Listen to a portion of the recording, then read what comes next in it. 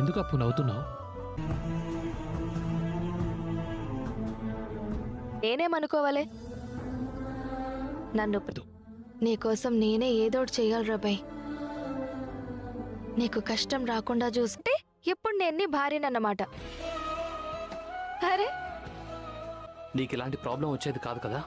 ఒకరు నీకోసం కష్టపడుతూ ఉంటే గుళ్ళో దేవత ఉంది కదా, సాయం చేస్తుంది. తీరా బాయ్, తిను. వాళ్ళు ఏమైనా బాధపడుతున్నారా? ఇప్పుడు నేను చెప్పినట్టు చెయ్యి. ఎక్కడ కూడా నీతో నీ అంతట నువ్వు వాళ్ళని చూసినట్టు ఉండకూడదు. నువ్వు గుడికి వచ్చినట్టు అనుకోవాలి. నువ్వే చూస్తావు కదక్క. ఓం నమ శివాయ, ఓం నమ శివాయ, ఓం నమ శివాయ. రే బంటి,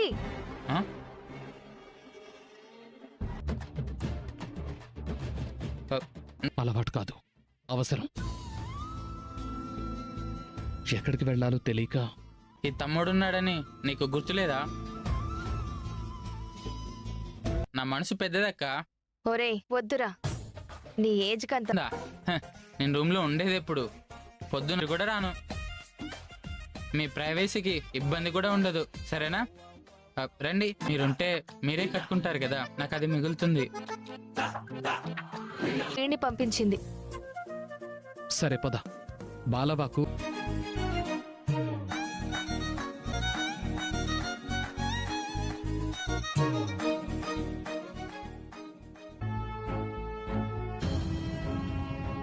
స్వామి, పెళ్లి చేసుకున్నందుకు కష్టాలు పడాల్సిన పరిస్థితి వచ్చింది.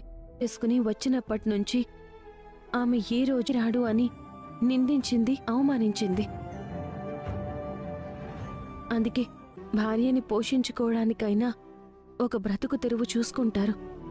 కావాలని కవిగారు సాధించి చూపించాలని, నా మరిది గారు జీవితంలో పైకి ఎదగాలన్నదే.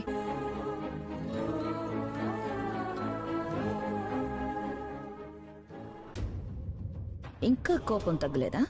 ఇక్కడ నేను అరిచినా ఏడ్చినా ఎవరికి నష్టం? గొడవ అవుతుంది కానీ వెళ్ళిపోయిన కొడుకు ఎందుకు తిరిగి వస్తాడు? అక్కర్లేదు ధాన్యలక్ష్మి. నీ కొడుకు నీకిష్టం ఉన్నా లేకున్నా అది నువ్వు జీర్ణించుకోవాల్సిన నిజం. అదే కదా నా బాధ కూడా. నటించాలా?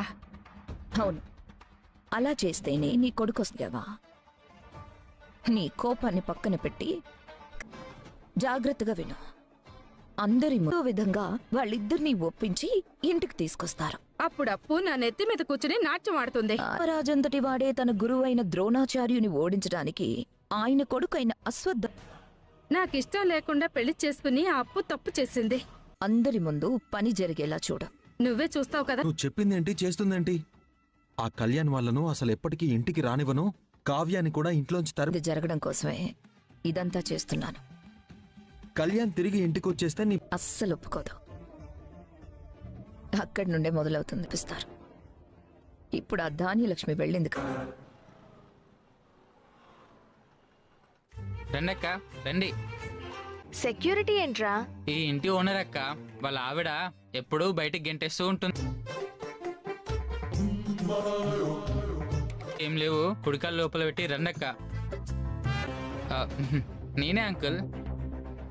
ఎవరిల్లు ఎవరిదని చూపిస్తున్నావు? నీకు తోడు వీళ్ళిద్దరిని తీసుకొచ్చావేంటి?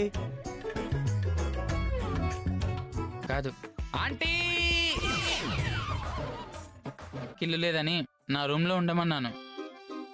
ఏంటి ఈ ఇల్లేదో మీ అయ్య రాసిచ్చినట్టు పెద్ద ఓనర్గిరి వెలగబెడుతున్నావు? అద్దె 200 పెంచాడు కదా, ఎందుకు ఇవ్వనంటున్నావు? అంటే నన్ను పిలవండి. కనీసం పోస్టర్లు అంటించకూడదు.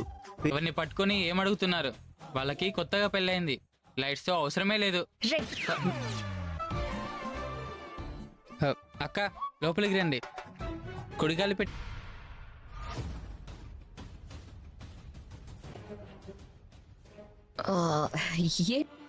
నువ్వేం మీటి పంపలేదా? ఏమీ ఎరగనట్టు అడుగుతున్నావు? కాదు, ఎవరో ఒకరు నేర్పిస్తే నేర్చుకోవడానికి. ఇది నేను నా కొడుకుని దూరం చేసుకుని ప్రశాంతంగా బ్రతకలేను. అందుకే వాళ్ళిద్దరిని ఈ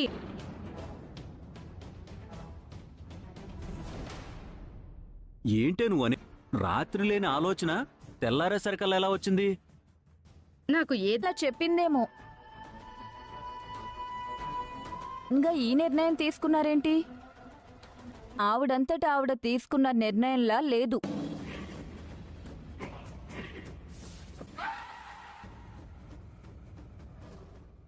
అంటే కళ్యాణ్ ని కలలు కన్నావా? నీ బొంద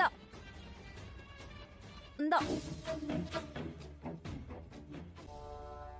ధాన్యలక్ష్మి, నువ్వు మనస్ఫూర్తిగా వాళ్ళని రమ్మంటున్నావా? నాకు రమ్మంటున్నాను.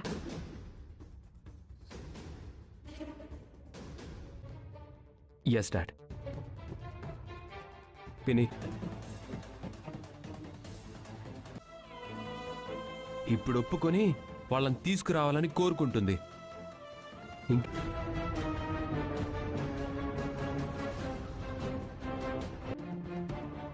నీ మరిది సంతోషం కోసం ఎన్నో చేసిన అయ్యో అయిష్టం కాదు మావయ్య. నా మనసంతా అల్లకల్లోలంగా ఉంది. ఇది చిన్నత్తయ్య నిర్ణయం.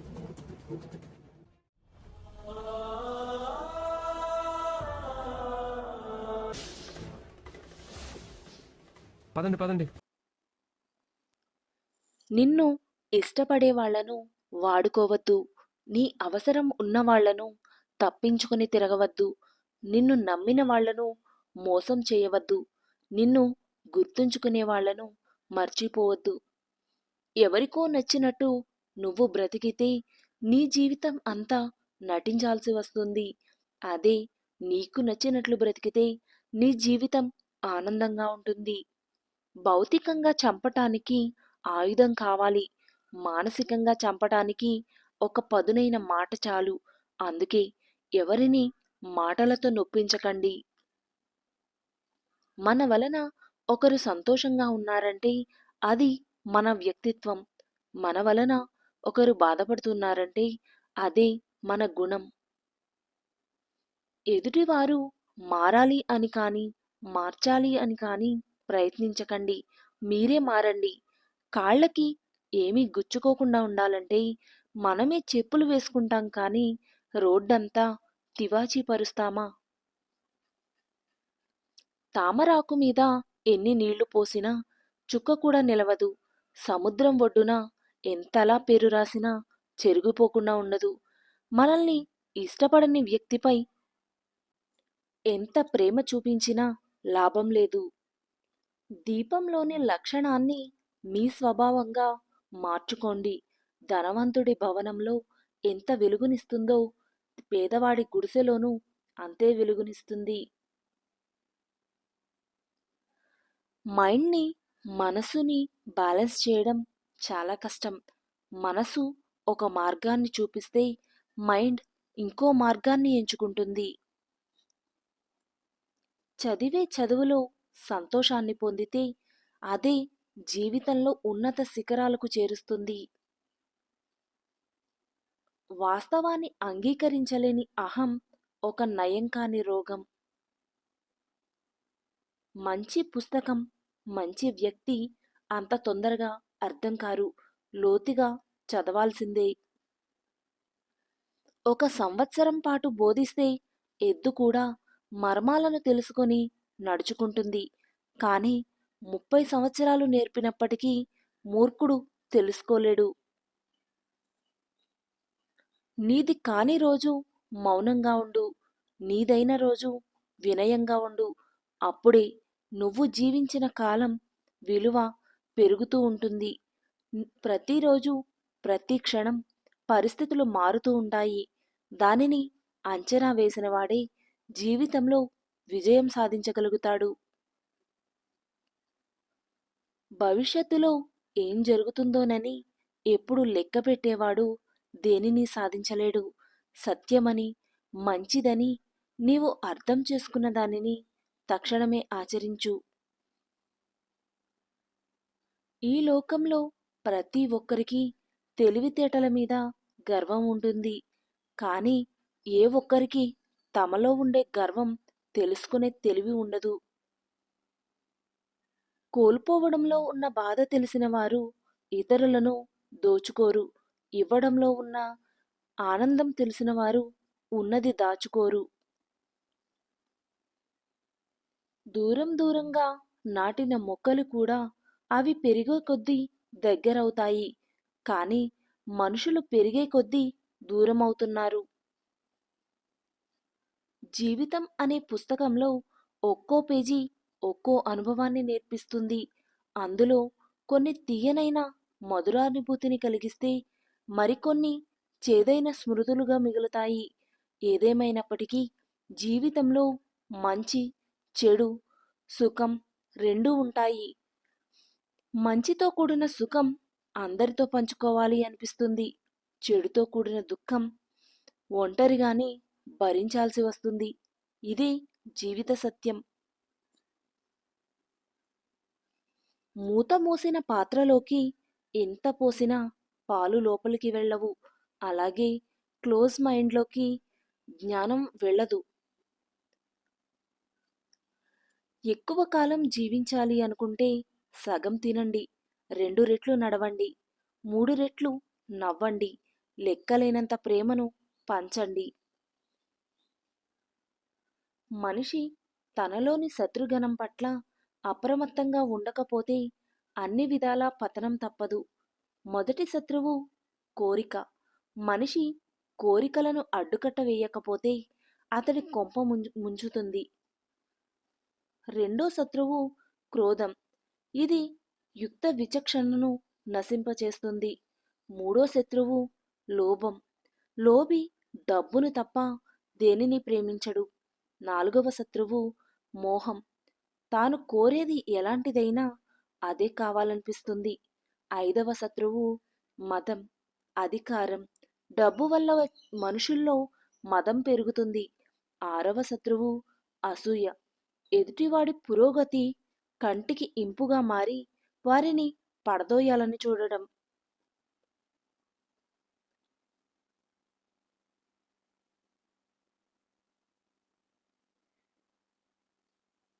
ఇతరుల జీవితాల్లో నిన్ను పోల్చుకోకు. నువ్వు వారిలా ఉంటే నీకంటూ సొంత జీవితం ఏముంటుంది? ఇతరుల నుంచి ఎంతైతే ఆశిస్తారో అవతలి వారు అంతకంటే ఎక్కువ ఆశిస్తారని మరువవద్దు. ఎదురు దెబ్బ తగిలినప్పుడు తొందరపడకు. కాసేపు ఆగి ఆలోచించు. జీవితం నీకేదో నేర్పడానికి ప్రయత్నిస్తుందని గ్రహించు. ధనాన్ని చూసి దరిచేరే బంధువులు, అందాన్ని చూసి కలిగే ప్రేమ, అవసరం కోసం కలుపుకునే స్నేహం ఎన్నటికీ శాశ్వతం కాదు. కీర్తి ఉన్న ఇంద్రియ నిగ్రహం లేని వారికి పతనం తప్పదు. గుడిలో ఇచ్చే ప్రసాదంలోనే చక్కెర తక్కువైతే ఏం పర్వాలేదు అనుకుని పడేయకుండా తింటాం. అలాంటిది దేవుడు ఇచ్చిన జీవితంలో ఏవో 2 రోజులు బాలేవని తప్పుడు నిర్ణయాలు తీసుకోకూడదు. ఏం పర్లేదు అనుకుంటూ ముందుకు వెళ్ళాలి, అంతే. కొన్నిసార్లు మన మాటలు పనిచేయనప్పుడు మౌనంగా ఉండి చూడు. ఆ మౌనం ఎదుటివారి గుండెల్లో గుబులు పుట్టిస్తుంది. భయం సుత్తిలాంటిది. గెలుపు ద్వారాలకు మేకులేసి కొట్టేస్తుంది. టెన్షన్ విషం లాంటిది. గెలుపుని చంపేస్తుంది. ఎవరితోనూ మీ రహస్యాలు చెప్పుకోవద్దండి. మీ రహస్యాలను మీరే దాచుకోలేకపోతే మరి ఇతరులు ఎలా దాచుకుంటారు? ఒక్కసారి ఆలోచించండి. లక్ష్యం వేరు, కోరిక వేరు. కోరిక తీరాలని పరిగెడితే తగిలేది ఎదురు దెబ్బలే. అదే లక్ష్యం నెరవేరాలని అడుగులు పడితే ఎదురొచ్చేది విజయాలే. మనిషి బ్రతకడానికి పెద్దగా ఖర్చు ఉండదు. కానీ ఎప్పుడైతే ఎదుటివారిలా బ్రతకాలి అనుకుంటాడో అప్పుడే ఖర్చవుతుంది. మౌనం కంటే మాటలే ఎక్కువ పని చేస్తాయి అని అనుకున్నప్పుడు మాత్రమే నువ్వు మాట్లాడు. ప్రపంచంలో ప్రతి ఒక్కరూ మంచివారే. మోసం చేసే అవకాశం రానంత వరకు. ఈ వీడియో కనుక మీకు నచ్చినట్లయితే please do like, share and subscribe to my channel. Thank you for watching the video.